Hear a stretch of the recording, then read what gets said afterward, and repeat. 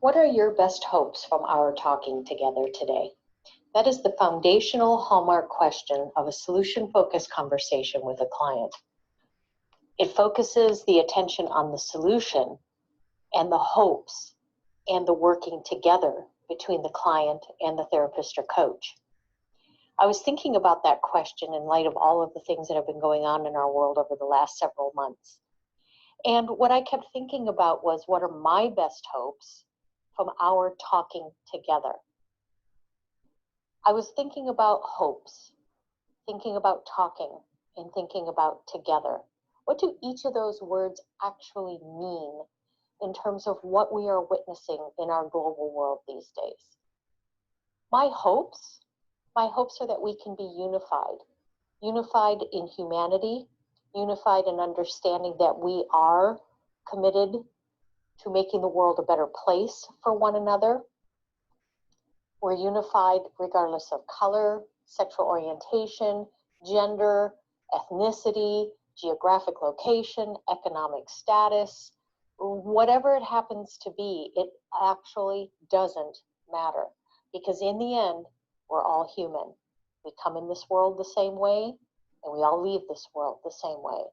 So how is it that we can't come together between the coming into this world and the leaving of this world?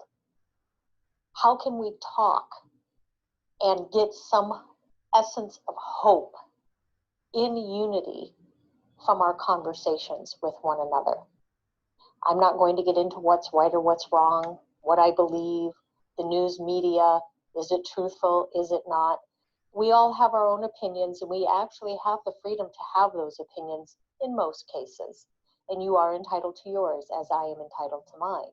And I respect each and every one of you for your own opinions.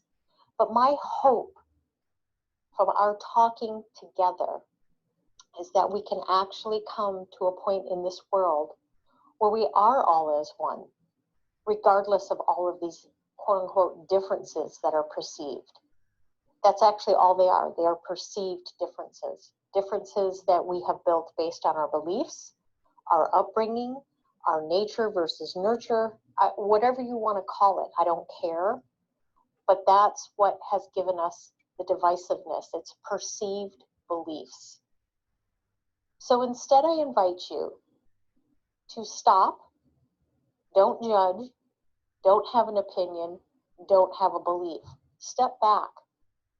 Look at the person, the people, the situation that you may have that opinion about, especially if it's negative or disparaging. How can you bridge the gap between you and that person or those people? Because if we can't each take that perspective and bridge that gap, we will become even more divided and never have any hopes of even talking together, much less coming together. So take that moment, step back, and ask yourself, what can I do to close the gap between me and that person or those people and become one? That is my best hope.